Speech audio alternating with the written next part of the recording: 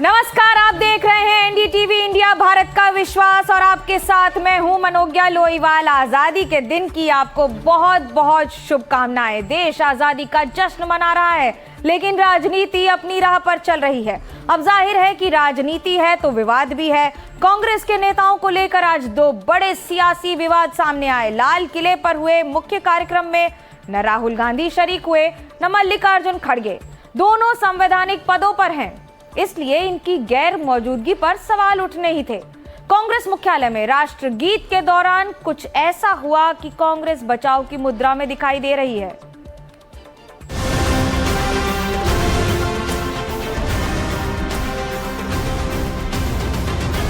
राष्ट्रगीत वंदे मातरम को बंगाल से 1450 किलोमीटर का सफर तय कर दिल्ली के लाल किले तक पहुंचने में 151 साल लग गए। ये सोचकर ताज्जुब होता है, लेकिन जब जश्न आजादी के दिन इसी वंदे मातरम को लेकर सियासी विवाद हो जाए तो ताज्जुब और बढ़ जाता है। लाल किले पर जो राष्ट्रगीत ससम्मान बजा, उसे लेकर नए विवाद का सूत्रपात हुआ दिल्ली के कांग्रेस मुख्यालय में। 80वें स्वतंत्रता दिवस पर कांग्रेस के दफ्तर में Congress parliamentary party chairperson Sonia Gandhi, Lok Sabha में नेता प्रतिपक्ष राहुल गांधी, कांग्रेस के अध्यक्ष मल्लिकार्जुन खड़गे मौजूद थे। जब राष्ट्रगीत वंदे मातरम बजा, तब 2 छंद तक यानी शुरुआत के करीब 55 सेकंड तक सब ठीक था। कांग्रेस के नेता साथ में गा भी रहे थे। दावा किया जाता है कि उसके बाद जैसे ही तीसरा छंद शुरू हुआ, कांग्रेस नेताओं की भावभंगिमा असहज हो गई। राष्ट्रगीत बजता रहा, लेकिन कांग्रेस के बड़े नेता चुप हो गए। मल्लिकार्जुन खड़गे और सोनिया गांधी के बीच कुछ बात भी हुई। इसके बाद एक कांग्रेस कार्यकर्ता को बुलाकर कुछ कहा गया। राष्ट्रगीत करीब 3 मिनट तक चला और फिर झंडा गीत विजय विश्व तिरंगा प्यारा बजाया गया। लेकिन इस दौरान जिस असहजता का दावा किया जा रहा है, भारतीय जनता पार्टी ने उसमें सहज मौका खोज लिया। बीजेपी का आरोप है कि कांग्रेस ने राष्ट्रगीत वंदे मातरम का अपमान कर अपनी मानसिकता दिखाई है। हम कांग्रेस की सर्वोच्च नेतृत्व, क्योंकि इसमें तीनों शामिल हैं, सर्वोच्च नेतृत्व के इस आचरण की निंदा करते हैं और यह अपेक्षा करते हैं कि कांग्रेस पार्टी इसके लिए देश से माफी मांगे और यह स्पष्टीकरण दे कि उन्होंने ऐसा आचरण क्यों किया। और यदि कांग्रेस ऐसा नहीं करती है तो संविधान के प्रति उनकी सच्ची निष्ठा और स्वतंत्रता संग्राम के प्रति उनकी श्रद्धा और करोड़ों भारतवासियों के मान और सम्मान के प्रति उनके विश्वास पर गहरा प्रश्न चिन्ह खड़ा होता है। हालांकि राज्यसभा सांसद और कांग्रेस के सीनियर नेता जयराम रमेश ने इससे साफ इनकार किया। बोले, सोनिया ने खड़गे के लिए कुर्सी मंगवाने का इशारा किया था। कोई रोकने का कोई प्रयास नहीं था, कोई रोकने का प्रयास नहीं था, क्योंकि लंबे समय से कांग्रेस अध्यक्ष खड़े हुए थे। सोनिया जी कह रही थी उनके लिए कुर्सी लाके रख दो, बस, उसमें कोई नहीं था। जयराम रमेश ने बात पूरी मजबूती से रखी, लेकिन उन्हीं की पार्टी के 2 नेताओं ने उनकी दलील की गिल्लियां करीब करीब बिखेर दी। साफ कहा, कांग्रेस की परंपरा को राष्ट्रगीत के 2 ही छंद पसंद हैं। 1937 28 अक्टूबर कलकत्ता का CWC रेजोल्यूशन में स्पष्ट जो हमने रविन्द्रनाथ टैगोर जी की सलाह पे जो एक्सेप्ट किया था वर्जन वंदे मातरम का, वही वर्जन हमारी पार्टी के फंक्शंस में चलाना चाहिए। लेकिन आज तो पूरा बजा है। कह रहा हूँ चलाना चाहिए। इस देश की परंपरा में जो पार्लियामेंट में अडॉप्ट किया गया था उसमें ये नहीं रहा है, और अपने अपने तौर पर जो जहाँ गाना है गाए, लेकिन कांग्रेस की परंपरा में पार्लियामेंट में जो अडॉप्शन हुआ ये सब वो नहीं था जो आज हुआ है। तो इस पे विचार होगा, पार्टी के अंदर भी विचार होगा। हालांकि यहाँ याद दिलाना जरूरी है कि पहले वंदे मातरम के 6 में से 2 ही अंतरे गाने की परंपरा थी, लेकिन नए प्रोटोकॉल के मुताबिक अब पूरा वंदे मातरम गाना होगा। शायद इसीलिए कांग्रेस नेताओं की कथित असहजता के बावजूद कांग्रेस मुख्यालय में भी पूरा वंदे मातरम बजाया गया। वैसे जश्न आजादी पर विवाद का ये एक पहलू है। दूसरा पहलू जुड़ा है लाल किले पर हुए स्वतंत्रता दिवस के मुख्य कार्यक्रम से, जहां न कांग्रेस अध्यक्ष मल्लिकार्जुन खड़गे पहुंचे, न लोकसभा में नेता प्रतिपक्ष राहुल गांधी। इसके बाद सियासी बहस छिड़ गई। बीजेपी उनकी गैर मौजूदगी को राष्ट्रीय पर्व का अपमान बता रही है। लाल किले पर जब हम लोग थे तो फिर देखा कि एलओपी खड़गे जी राज्यसभा के एलओपी है और राहुल गांधी जी लोकसभा के एलओपी है, एक संवैधानिक पद पे है। मैंने उनको उस व्यवस्था में वहां पर नहीं देखा, तो मैं अपने मित्रों से पूछा कि तो कहीं कि वो एक तरह से अवमानना है लोकतंत्र का। आज के दिन पक्ष विपक्ष नहीं होता, आज के दिन भारत के उत्साह और उत्सव का दिन है। ये दुर्भाग्यपूर्ण है सोच का। राहुल गांधी लोकसभा में नेता प्रतिपक्ष हैं और खड़गे राज्यसभा में विपक्ष के नेता हैं। दोनों संवैधानिक पदों पर हैं। जाहिर है लाल किले के राष्ट्रीय समारोह से उनकी गैर मौजूदगी को अगर बीजेपी मुद्दा बनाती है तो कोई हैरानी नहीं होनी चाहिए, लेकिन दावा किया जा रहा है कि कांग्रेस अध्यक्ष मल्लिकार्जुन खड़गे को दूसरी या तीसरी पंक्ति में सीट मिली थी, जहां तक पहुंचना उनके लिए असुविधाजनक था। जो स्वतंत्रता के आंदोलन में नहीं आए उनसे पूछो कि आप क्या ये कर रहे हो, झंडा फहरा रहे हो। जिन्होंने स्वतंत्रता का आंदोलन लड़ा उनसे पूछते हो कि आप आयोजन में नहीं आए। इनको मन में ये होगा कि ये लाल किले पर हमको ही भाषण करना है, ये नकली गांधी परिवार के सदस्यों को ही भाषण करना है। ये गरीब परिवार से आते हुए मोदी जी कैसे भाषण कर रहे, इनके मन में ये है, ये अहंकार है। अपोजिशन का भी एक रोल रहता है, इन लोगों को आना चाहिए। ये तो बहुत रॉन्ग प्रथ है, बहुत गलत प्रथ इन लोगों ने डाल रहे हैं। हालांकि ये लगातार दूसरा मौका है जब 15 अगस्त पर हुए कार्यक्रम में न राहुल पहुंचे न खड़गे।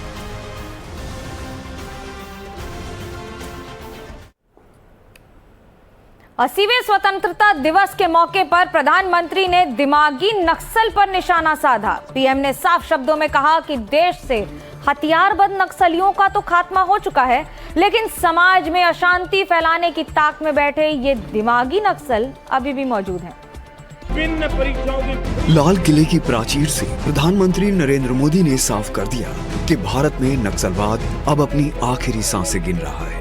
जंगलों में बंदूक के दम पर आतंक फैलाने वाला लाल आतंक घुटने टेक चुका है, लेकिन खतरा अभी टला नहीं है। बंदूक की जगह अब दिमाग से देश को तोड़ने की साजिश रची जा रही है, जिन्हें पीएम मोदी ने दिमागी नक्सल का नाम दिया है। हथियारी नक्सल तो गए, लेकिन दिमागी नक्सल, ये दिमागी नक्सल मौके की तलाश में है।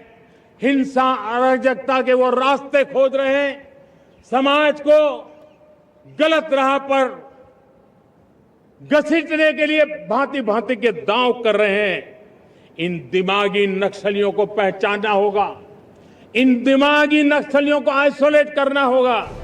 प्रधानमंत्री मोदी के इस बयान पर राजनीतिक घमासान शुरू हो गया है। विपक्ष ने इस बयान को लेकर पीएम मोदी पर तीखा पलटवार किया है। 2-3 साल पहले उन्होंने अपने राजनीतिक विरोधियों को अर्बन नक्सल कहा। तब ये सवाल पूछा गया संसद में कि अर्बन नक्सल की परिभाषा क्या है। गृह मंत्री से जवाब आता है कि अर्बन नक्सल कोई चीज नहीं है, कोई परिभाषा नहीं है। आज प्रधानमंत्री लाल किले से दिमागी नक्सल की भाषा इस्तेमाल करते हैं अपने राजनीतिक विरोधियों को लेकर। बात यह है, हकीकत यह है कि जो मुद्दा अर्बन नक्सल उठाते हैं, जो प्रधानमंत्री के सोच में अर्बन नक्सल है, जो मांग वो उठाते हैं, वो मांग वो स्वीकार करते हैं। पहले गाली दो, अर्बन नक्सल कहो, दिमागी नक्सल कहो, और बाद में जो वो लोग कह रहे हैं अपने राजनीतिक विरोधी, उनको अपनाओ, उनको उनके जो सोच है, उनके जो सलाह है, उनकी जो मांगे हैं, उसको पूरी करो। प्रधानमंत्री जी जो बोल रहे हैं वो कार्यकर्ता को शायद संदेश दे रहे हैं कि इस बच्चों को जो सरकार के खिलाफ लड़ रहे हैं उनको आप बौद्धिक नक्सलवादी वहां पे बोलो, या जो भी लोग सरकार के खिलाफ वहां पे बोल रहे हैं उसको आप बौद्धिक नक्सलवादी दो। मतलब पहले नक्सलवादी थे, उसके बाद अर्बन नक्सलवादी ये कॉन्सेप्ट लाया, अभी बौद्धिक नक्सलवादी वहां पे आया। धीरे धीरे लोगों को ही पता चल जाएगा कि जो सत्ता में है वो देश के विरोध में, लोगों के विरोध में जिस तरीके का, संविधान के विरोध में जिस तरीके का काम आ रहे हैं, तो ये लोग ही उनको शायद जो आज सत्ता में, उनको ही नक्सलवादी आते आते वहां पे कहेंगे। ऐसी सिचुएशन आ सकती है। वहीं बीजेपी प्रवक्ता ने कांग्रेस को दिमागी नक्सल मानसिकता से ग्रस्त कह डाला। This is precisely why Rahul Gandhi did not attend the 80th Independence Day celebrations at the Red Fort. This also points towards one thing, that the Congress party is suffering from Dimagi Naxal mindset, which the Honorable Prime Minister spoke about. This is why it is no longer a coincidence that the Indian National Congress today is not Indian National Congress but Dimagi Naxal Congress. राष्ट्रीय स्वयंसेवक संघ के नेता कृष्ण गोपाल ने कहा कि प्रधानमंत्री मोदी का संदेश एकदम उचित है। कोई भी विचारधारा जो घृणा और संघर्ष के ऊपर चलती है ना, वो स्थायी नहीं है और भारत की मूल प्रकृति के वो विरोध में है। उनका संदेश उचित है। प्रधानमंत्री मोदी के दिमागी नक्सल शब्द के प्रयोग के बाद अब एक नई राजनीतिक बहस छिड़ गई है। Bureau report, NDTV India.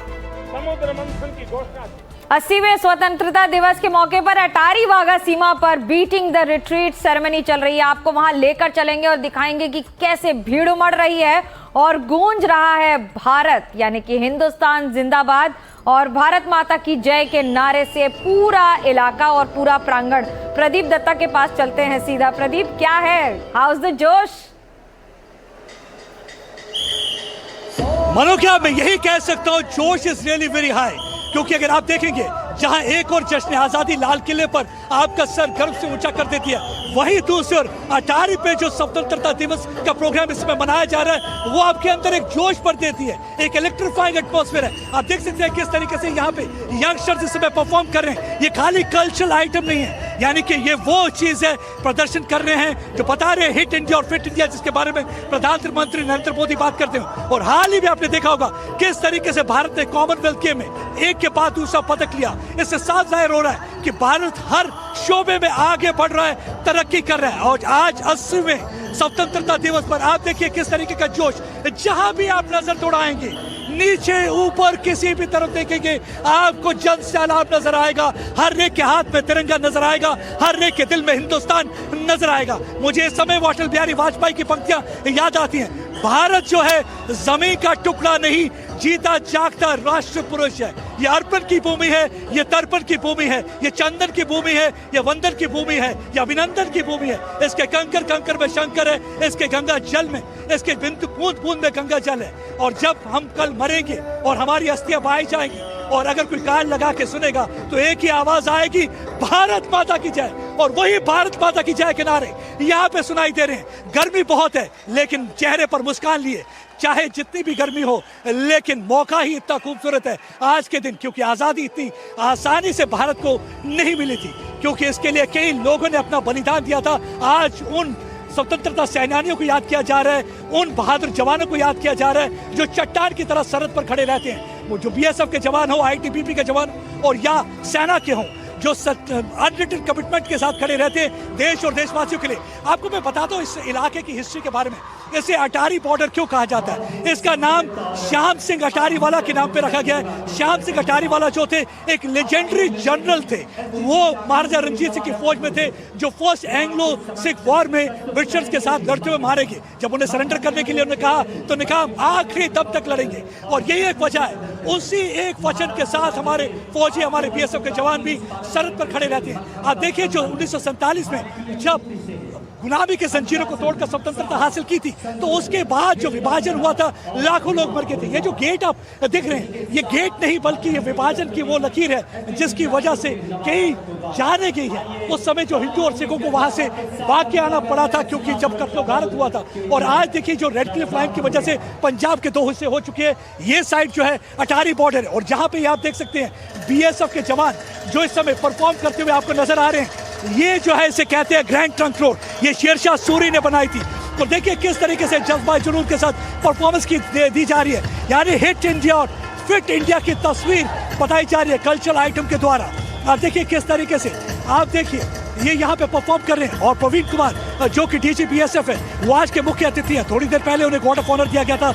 अब अपने स्थान पर बैठे हुए हैं और इस रंगारंग कार्यक्रम को एंजॉय कर रहे हैं। हर एक के चेहरे पर मुस्कान दिख रही है, क्योंकि थोड़ी देर में यहाँ पे बीटिंग रिट्रीट शुरू होने वाला है। ये कहना गलत ना होगा, वो बीटिंग रिट्रीट नहीं, बल्कि 140 बिलियन हिंदुस्तानियों की हार्ट बीट यहाँ देखने को मिलेगी। और आप देखिए किस तरीके से मलखम और किस तरीके से परफॉर्म कर रहे हैं। और आप देखिए यहाँ पे आपको जगह जगह के कार्यक्रम, हर राष्ट्र का, यानी कि हर जो है हमारी स्टेट का जो है कार्यक्रम देखने को मिलेगा। और अभी कुछ और भी यहाँ पे लोगों से बातचीत करने की कोशिश करूंगा। कैसा यहाँ पे आपको लग रहा है आज के दिन जो आप यहाँ पे प्रोग्राम देखने आए हैं? बहुत अच्छा लग रहा है। मैं पहली बार यहाँ पे आया था और मेरे को अच्छा लगा बहुत देख के। ये ऐसा जोश कैसा लग रहा है? बहुत हाई है, बहुत हाई है। वंदे मातरम, वंदे मातरम। और आप देखिए अभी मैं और भी आपको लोगों से बातचीत जो हमने की थोड़ी देर पहले सुनाता हूँ कि किस तरीके से वो इस मौके को एंजॉय कर रहे हैं। आप मेहरबानी करके वो देखते रहिए, आपको एक अंदाजा हो जाएगा कि आज यहाँ पे जोश कैसा है। हमने कुछ देर पहले लोगों से बातचीत की, देखिए उनका क्या कहना था। इस तरह से यहाँ पे लोग मौजूद है, हर कोई यहाँ पे सेलिब्रेट करता हुआ नजर आ रहा है। कैसा लग रहा है आपको यहाँ पे आके? यहाँ आके तो जोश ही आता है यार, यहाँ के तो बात ही अलग है भाई, रोंगटे खड़े हो जाते हैं पूरे ही। रोंगटे खड़े हो जाते। आपको कैसा लग रहा है? पहली बार आए हैं? कहाँ से आए? दिल्ली से। कैसा लग रहा है जब जोश देखते हैं यहाँ? बहुत सही। आपको कैसा लग रहा है? Very proud to be an Indian. Bharat माता की जय। भारत माता की जय। हर कोई बस आपने कहना है भारत माता की और जय आएंगे। हर कोई यहाँ पे सेलिब्रेट। क्या पैगाम देना चाहेंगे आज के दिन? आज के दिन हम ये कहना चाहेंगे कि हमें ये आज़ादी बहुत मुश्किल से मिली है। हमें हर मुमकिन वो काम करना है कि सबको हम पे प्राउड हो। The world should be proud of India. Pradeep, आपने हमें ये खूबसूरत तस्वीरें दिखाई और हमारा भी जोश हाई कर दिया, इसके लिए बहुत बहुत धन्यवाद। लेकिन ये बात सच है, आप पसीने की बात कर रहे थे, ऐसा लग रहा है कि भारत को देख के पाकिस्तानियों के पसीने जरूर छूट रहे होंगे। लौटेंगे आपके पास कुछ देर में। लेकिन इस बार स्वतंत्रता दिवस के मौके पर देश की राजनीति में केंद्र में जेन जी यानी कि आज की युवा पीढ़ी रही है, क्योंकि सत्ता पक्ष से लेकर विपक्ष तक हर बड़े मंच पर सिर्फ और सिर्फ युवाओं की और युवाओं के भविष्य की बात और उनकी ताकत की गूंज है।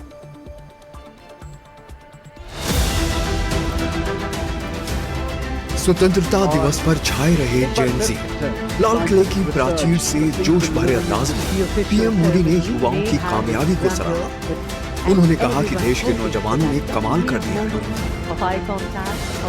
मेरे देश के नौजवान, आपने क्या कमाल कर दिया है। देखिए, नीतियां जब सही होती है, लक्ष्य जब साफ होता है, तो मेरे देश के नौजवान कैसा करके बायो इकोनॉमी में देश की युवा शक्ति ने सामर्थ्य दिखाया है। 2014 के पहले जो 60,000 करोड़ का कारोबार था, आज वो कारोबार बायो इकोनॉमी 20 लाख करोड़ पहुंच चुकी है दोस्तों। वहीं संघ प्रमुख मोहन भागवत ने युवाओं को देश का सबसे बड़ा डेमोग्राफिक डिविडेंड बताते हुए एक बड़ी नसीहत और चेतावनी भी दे डाली। भारत में ऐसा मानते हैं कि वो हमारा डेमोग्राफिक डिविडेंड है और उसका ठीक से लाभ हुआ देश को तो हम विश्वगुरु बन जाएंगे, और नहीं हुआ तो आगे बहुत बोझ आएगा।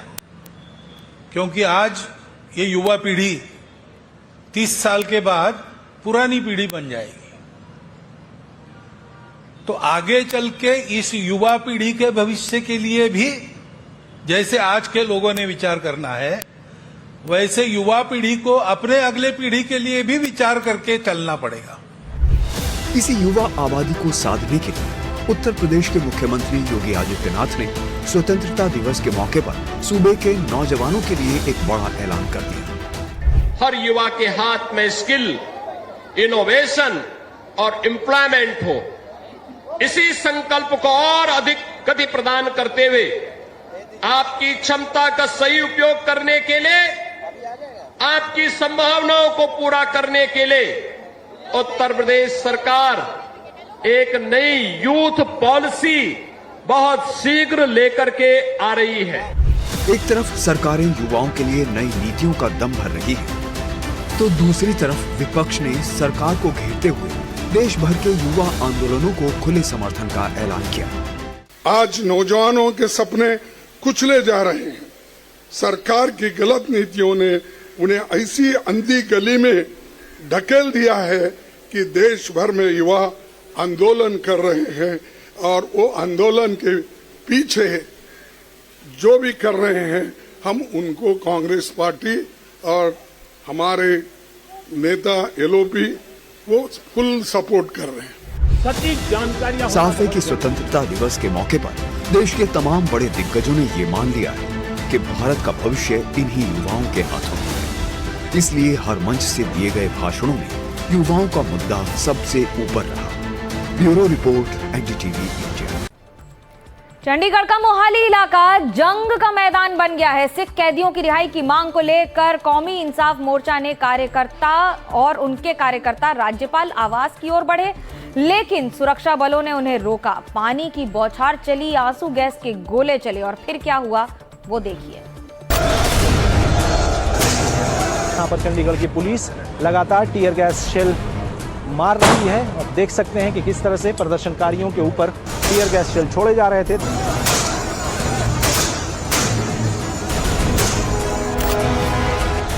सड़कों पर भारी हंगामा मचा हुआ है। नारेबाजी करते प्रदर्शनकारी और उन्हें रोकने की कोशिश करती पुलिस।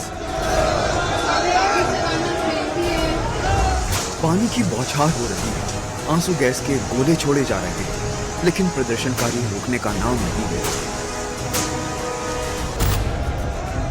शनिवार को कौमी इंसाफ मोर्चा की अगुवाई में मोहाली से चंडीगढ़ में गवर्नर हाउस जा रहे प्रदर्शनकारी वाईपीएस चौक के पास जमा हुए।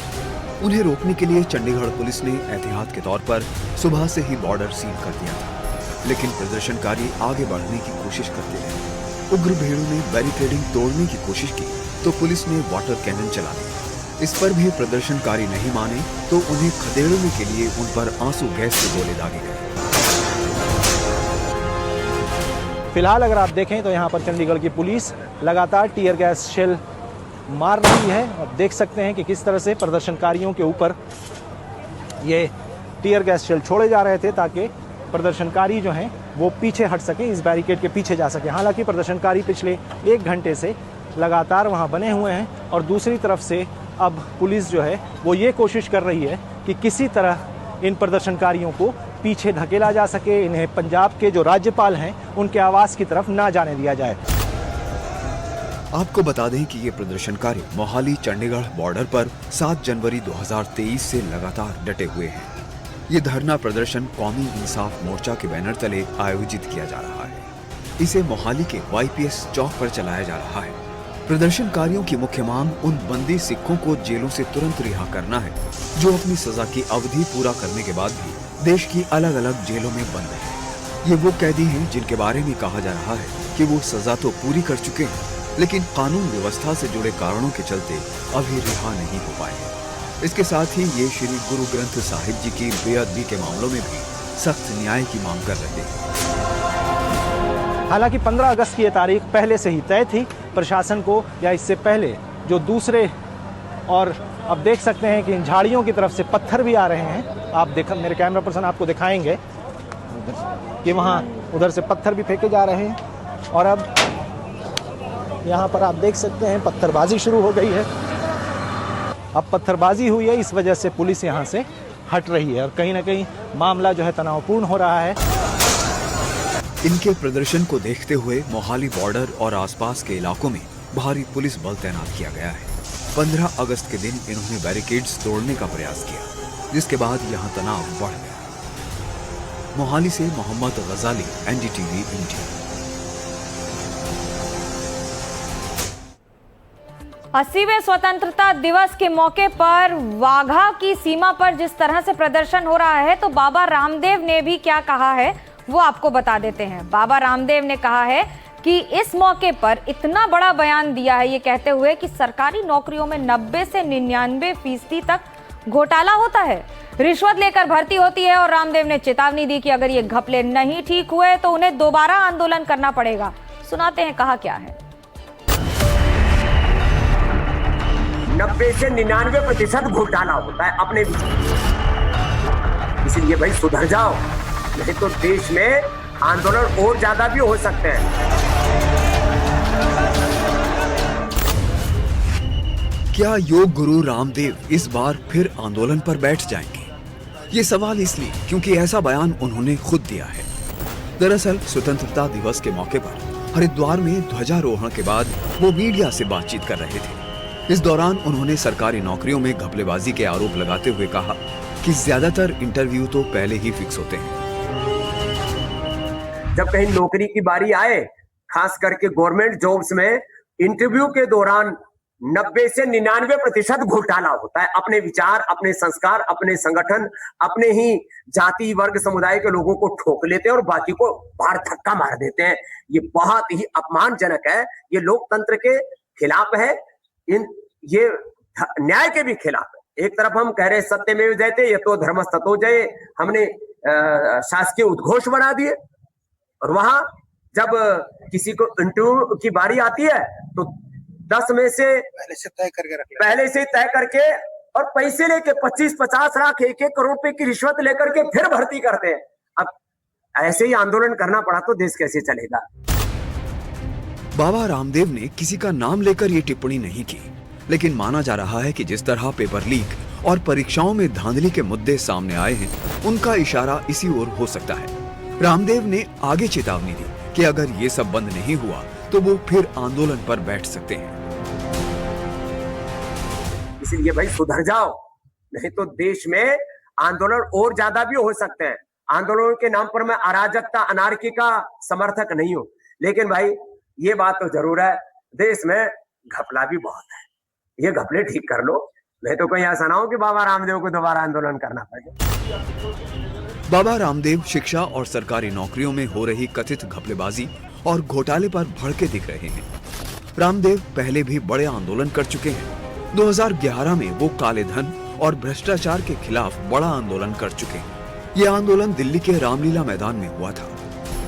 वो निरंतर आत्मनिर्भर भारत और स्वदेशी का प्रचार भी करते रहे हैं। और अब रामदेव ने साफ शब्दों में कहा है कि अगर शिक्षा और सरकारी नौकरियों में भर्ती को लेकर सुधार नहीं हुए तो वो फिर से आंदोलन पर बैठ सकते हैं। हरिद्वार में राहुल चौहान के साथ ब्यूरो रिपोर्ट, एनडीटीवी इंडिया। आपको सीधे लेकर चलेंगे बीटिंग रिट्रीट सेरेमनी में, जो सिर्फ एक सैन्य कार्यक्रम नहीं है बल्कि एक ऐसा नजारा है जिसमें अनुशासन, जोश, संगीत, देशभक्ति सब कुछ संगम के तौर पर देखने को मिलता है। मेरे साथ प्रदीप दत्ता हैं। प्रदीप, दोबारा पूछूंगी, हाउ इज द जोश?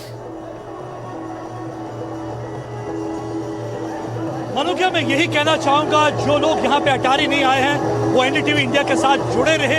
आप उनको पल पल की तस्वीर बताएंगे, अपने घर बैठे ये प्रोग्राम देख पाएंगे कि किस किस्म का जोश यहाँ पे देखने को मिल रहा है। जैसे आप इस समय आप देख सकते हैं यहाँ पे पंजाब के जो युवा है वो गतका परफॉर्म कर रहे हैं। ये मार्शल आर्ट है, सिख मार्शल आर्ट है, जो दर्शाता है भारत की रक्षा और सुरक्षा के लिए स्ट्रेंथ दर्शाता है। किस तरीके से भारत के फौज के साथ साथ जो भारत के देशवासी हैं वो भी अपने फौजियों के साथ खड़े रहते हैं, अगर जरूरत पड़े तो दुश्मन के साथ भिड़ जाते। देख सकते हैं कितना यहाँ पे जोश है। और ये जो जोश के साथ साथ आप देख सकते हैं कि ये यहाँ पे तलवारबाजी हो रही है, कलाबाजी हो रही है। और ये एक और इम्पोर्टेंट इसके विषय भी है, क्योंकि ये चाहते हैं कि युवाओं की एनर्जी को राइट डायरेक्शन में चैनलाइज किया जाए, गद्के की तरफ चैनलाइज किया जाए, ताकि किसी को नशे की लत न लगे, ताकि एक पॉजिटिव मैसेज दिया जाए। हमने देखा कि प्रधानमंत्री अक्सर बात करते हैं हिट इंडिया और फिट इंडिया।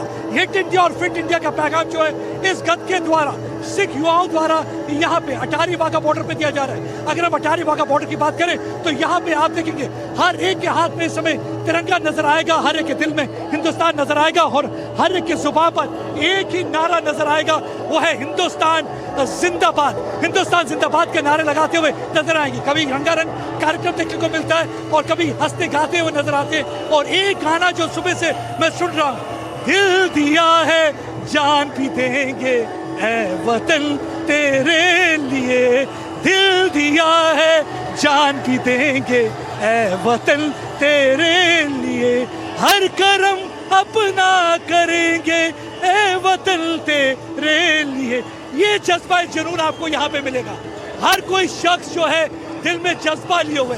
थोड़ी देर में बीटिंग रिट्रीट सेरेमनी होगी जब आपको बीएसएफ के जवान नजर आएंगे। मुझे गुरु गोबिंद सिंह जी की वो पंक्तियां याद आती है, देश शिवा वर मोहे शुभ कर्मन से कभू न डरूं और सो जब चाहे लड़ूं, निश्चय कर अपनी जीत करूं। इसी दृढ़ निश्चय के साथ ये बीएसएफ के जवान जो है सरहद पर तैनात रहते हैं। हमने देखा कि किस तरीके से ऑपरेशन सिंदूर में दुश्मन के छक्के छुड़ा दिए थे। पिछले अगर कुछ वर्षों की बात करें तो एक पैराडाइम शिफ्ट है सिक्योरिटी स्ट्रेटेजी में देखने को मिला है। जब उड़ी का हमला हुआ था, भारत ने पहली बार लाइन ऑफ कंट्रोल क्रॉस कर उनके लॉन्च पैड को ध्वस्त कर दिया था। 2019 में जब उन्होंने पुलवामा में अटैक करके 40 सीआरपीएफ जवानों को शहीद किया था, उस वक्त भी हमने देखा था किस तरीके से भारत की वायुसेना 65 किलोमीटर बालाकोट में अंदर जैश ए मोहम्मद के हेडक्वार्टर को ध्वस्त कर दिया। और जब पहलगाम और बाइसरन में अटैक हुआ और बिना लाइन ऑफ कंट्रोल क्रॉस किए 22 मिनट का ऑपरेशन, 26 मिसाइल दागे गए और 9 टेरर डेन, जिसमें मुरीद के हेडक्वार्टर था लश्कर तोयबा का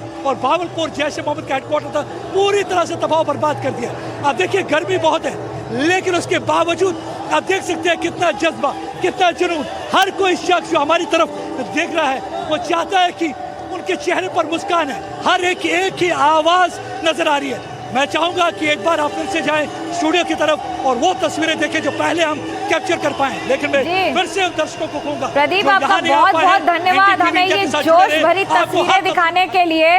बड़े ही खूबसूरत अंदाज में कहा जाता है ना, जो सोल्जर कहता है सिपाही जवान, न डरा मुझे ये वक्त, ना कहूंगी तेरी सारी कोशिशें, मैं अपने देश की दुआओं का जखीरा लेकर खड़ा हूँ इसी सीमा पर जीतने के लिए, क्योंकि हौसला है जो कायम है और देश का जज्बा कायम है। रुक रहे एक छोटे से ब्रेक के लिए, ब्रेक के उस पर मिल रही हूँ, कहीं जाइएगा मत।